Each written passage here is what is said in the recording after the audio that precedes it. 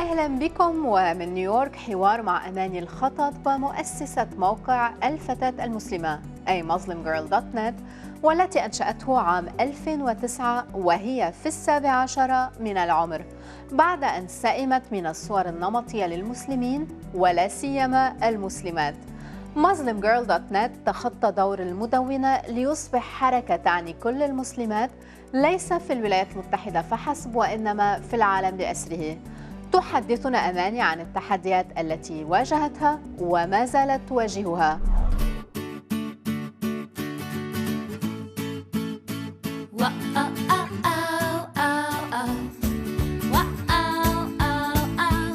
My headscarf is very intertwined with my identity now. I think that a huge reason why I wear it is for socio-political reasons. I think that for me, it's kind of the way that I push back against the Islamophobia that we have to endure post 9/11.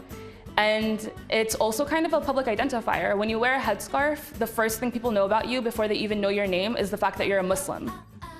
And for us at Muslim Girl, after Donald Trump's comments about a ban on Muslims, we felt compelled to have to publish a crisis safety manual for Muslim women on the website, especially for Muslim women that wear headscarves. And it showed different tactics that they can use to stay safe in society. We feel comfortable in it. If you can feel comfortable not wearing the hijab, why can't I feel comfortable wearing the hijab? I absolutely feel the need to fight back for my freedom of speech, and that's a huge reason why I started Muslim Girl in the first place. Muslim Girl represents a platform where we can elevate the voices of Muslim women that have been marginalized for so long. You know, our tagline is Muslim women talk back, and that's exactly what we do. Every time there's a conversation that has to do with us, we're right in there and we're contributing to the conversation and we're making it about us.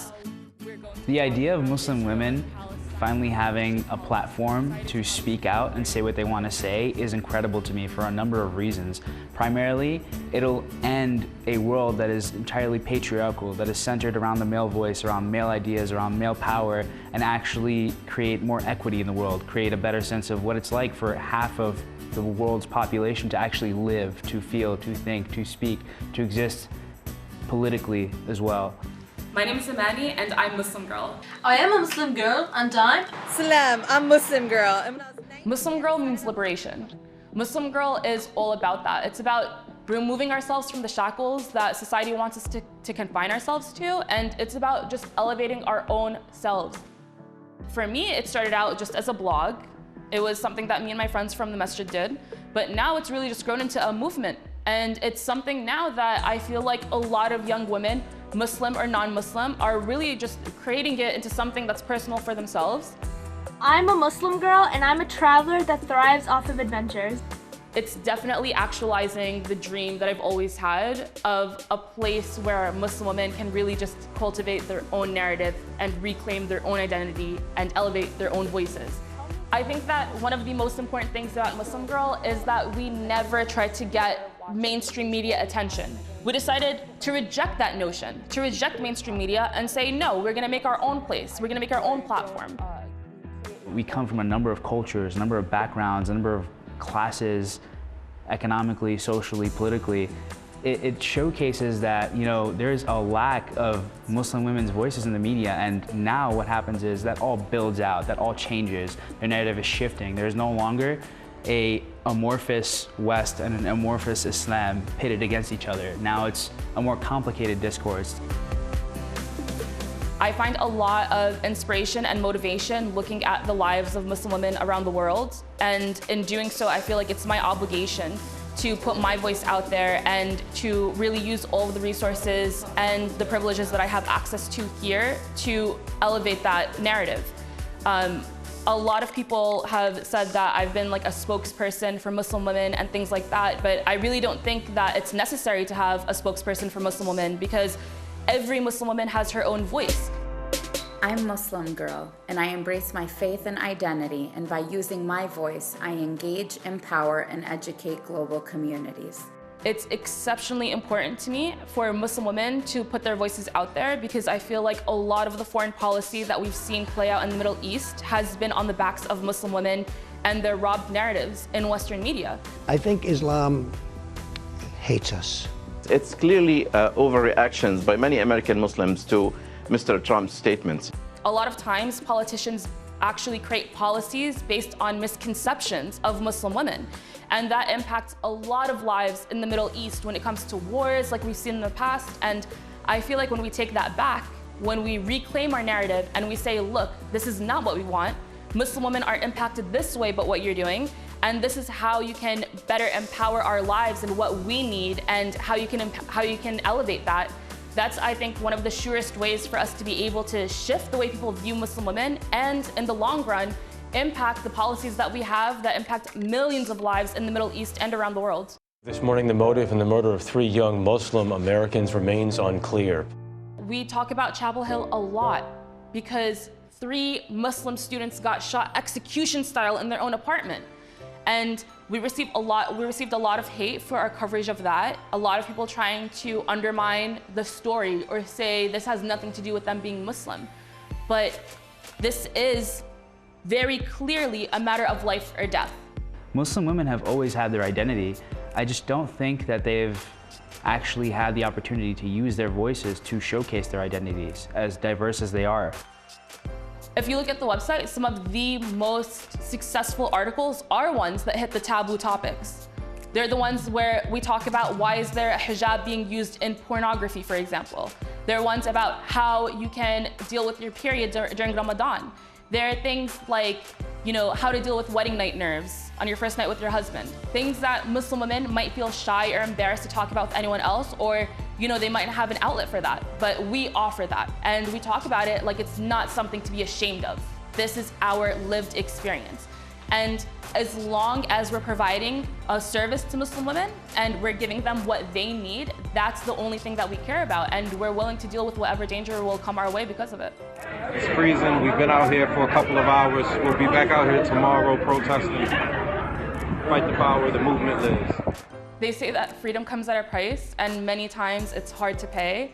But I think that now we can't afford to not fight for that freedom anymore. And we can't afford to stay silent about the things that are impacting our lives.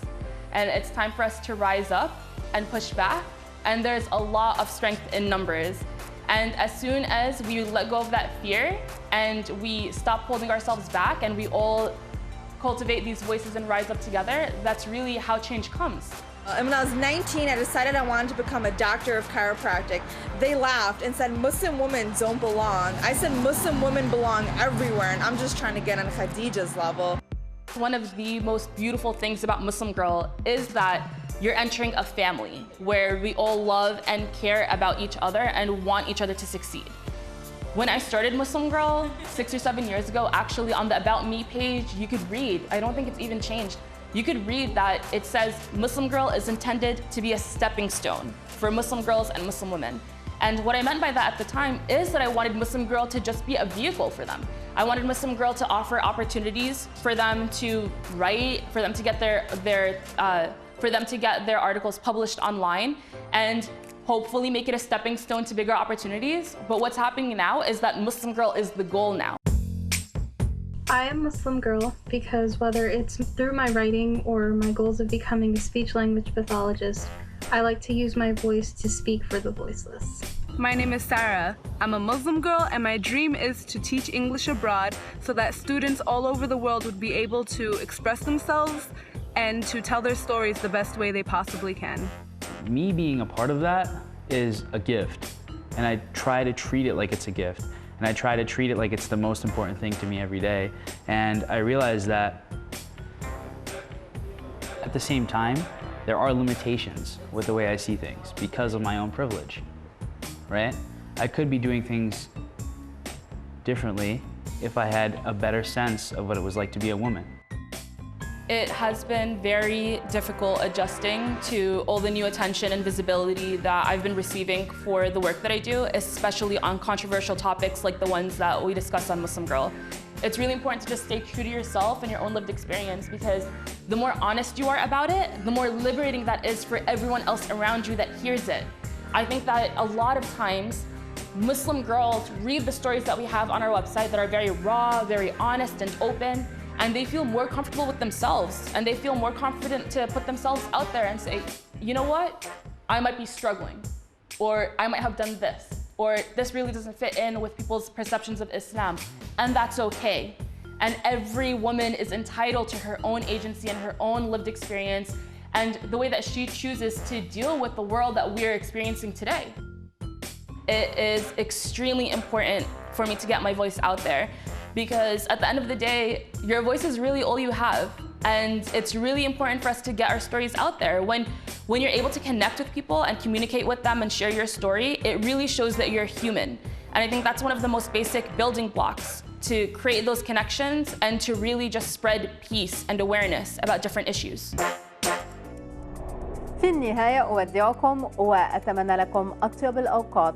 أنا كورين فرحات بانتظار تعليقاتكم على المجلة@الحرة.com وصفحة البرنامج المجلة شو على الفيسبوك، وبلاقيكم الأسبوع المقبل بنفس الموعد.